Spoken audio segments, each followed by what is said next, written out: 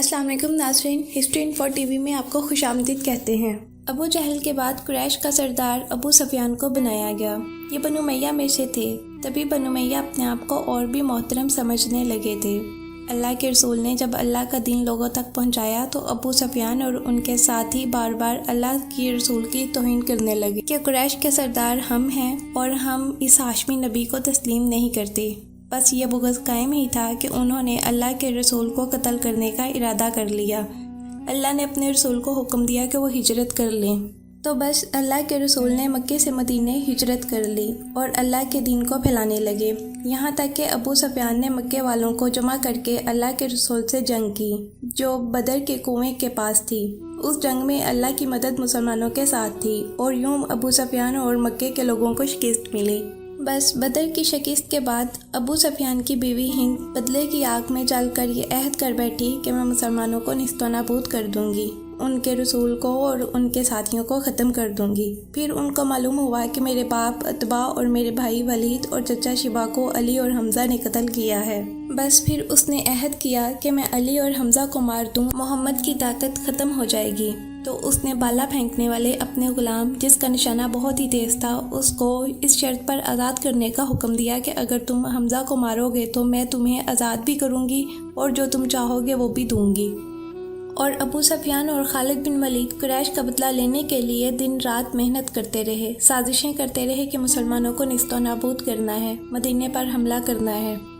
بس ٹھیک 1 سال بعد 11 مارچ 625 ہجری شوال 3 ہجری کو قریش 3000 جنگی پہلوان جو اپنی سواریوں پر نیزے، بھالے اور تلواریں لے کر مدینے کی طرف روانہ ہوئے۔ اللہ کے رسول کو جیسے ہی یہ خبر ملی تو اللہ کے رسول نے یہ چاہا کہ مدینے میں رہنے والوں کو کوئی تکلیف نہ ملے، تو آپ 1000 لشکر کے ساتھ کوہ احد پر آ گئے۔ تبھی اس جنگ کو جنگ احد کہتے ہیں۔ بالآخر مسلمان 23 مارچ سن 625 ہجری ہفتے کے دن قریش اور مسلمان ایک دوسرے کے مد مقابل آنے لگے۔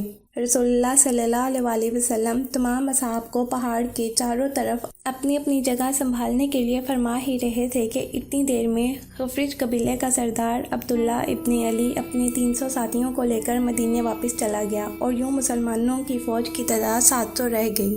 مسلمان لشکر کے مغربی جانب ایک پتھریلی پہاڑی تھی۔ اس پہاڑی پر اللہ کے رسول نے 50 لوگوں کا ایک دستہ مقرر کر دیا اور فرمایا تھا کہ مسلمان جنگ جیتے یا ہارے لیکن تم کو یہ جگہ نہیں چھوڑنی، کوئی بھی صحابی شہید ہو جائے، غازی ہو جائے، تم کو یہ جگہ نہیں چھوڑنی۔ اصحاب نے اس بات کو تسلیم کیا تاکہ پچھلی طرف سے یہ سپاہی لشکر کا دفاع کر سکیں۔ بس پھر جیسے ہی قریش نے مسلمانوں پر حملہ کیا، کہیں حمزہ کی تلوار نکلی تو کہیں علی ابن ابی طالب نے اپنی تلوار سے مشرکوں کو فنا کر دیا، یہاں تک کہ قریش بھاگنے لگے اور مسلمان خوش ہونے لگے کہ ہم بدر کی طرح یہ جنگ بھی جیت چکے۔ ابو سفیان کی بیوی نے جب یہ منظر دیکھا تو اپنے غلام کو کہا کہ تم جنگ کو چھوڑو، بس حمزہ کو دیکھو، مجھے کامیابی یا ناکامی سے کوئی مطلب نہیں، بس مجھے حمزہ کی لاش چاہیے۔ وہاں وہ صحاب جن کو اللہ کے رسول صلی اللہ علیہ وسلم نے جگہ چھوڑنے سے انکار کیا تھا، تو انہوں نے دیکھا کہ مسلمان تو جنگ جیت چکے ہیں، اب مال غنیمت ملے گا، ایسا نہ ہو کہ سب کو مل جائے اور ہم ادھر ہی رہ جائیں۔ انہوں نے اپنی جگہ چھوڑ کر مال غنیمت کی طرف بڑھنا شروع کر دیا۔ جیسے ہی پچھلی طرف سے درہ خالی ہوا تو قریش کے ایک دستے کا سالار خالد بن ولید نے پچھلی طرف سے حملہ کرنے کا ارادہ کیا، اور جیسے ہی وہ اپنی فوج کو لے کر پچھلی طرف سے آیا تو آگے سے قریش اور پیچھے سے بھی قریش، بیچ میں مسلمان کبھی پچھلے کفار سے لڑتے ہیں تو کبھی آگے والے کفار سے لڑتے ہیں۔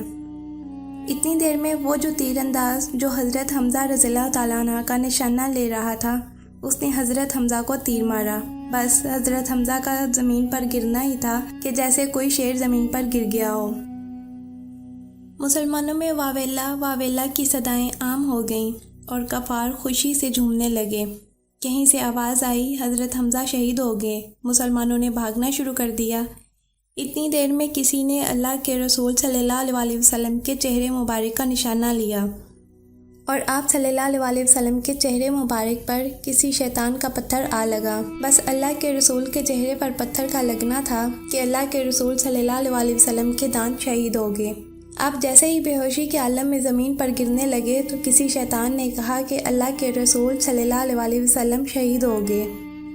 بس یہ سننا تھا کہ مسلمانوں میں کہرام برپا ہو گیا اور مسلمان بھاگنے لگے کہ جب اللہ کے رسول ہی شہید ہو گئے ہیں تو ہم لڑیں کیسے۔ جیسے ہی یہ خبر امام علی علیہ السلام کے کانوں میں پڑی، امام علی علیہ السلام شیر کی طرح کفار کے لشکر کو چیرتے ہوئے اللہ کے رسول صلی اللہ علیہ وسلم کے پاس آئے۔ جیسے ہی آپ نے ان کے چہرے پر خون کو دیکھا تو آپ نے اپنی تلوار سے پہاڑ پر ضرب ماری تو پہاڑ ایک جگہ سے پھٹ گیا۔ حضرت علی نے حضرت محمد صلی اللہ علیہ وسلم کو اس کھودی ہوئی پہاڑ کی جگہ پر بٹھایا اور ایک علی پورے قریش سے مقابلہ کرنے لگے۔ بس ایک طرف علی کی تلوار تھی اور دوسری طرف قریش کے سارے بہادر۔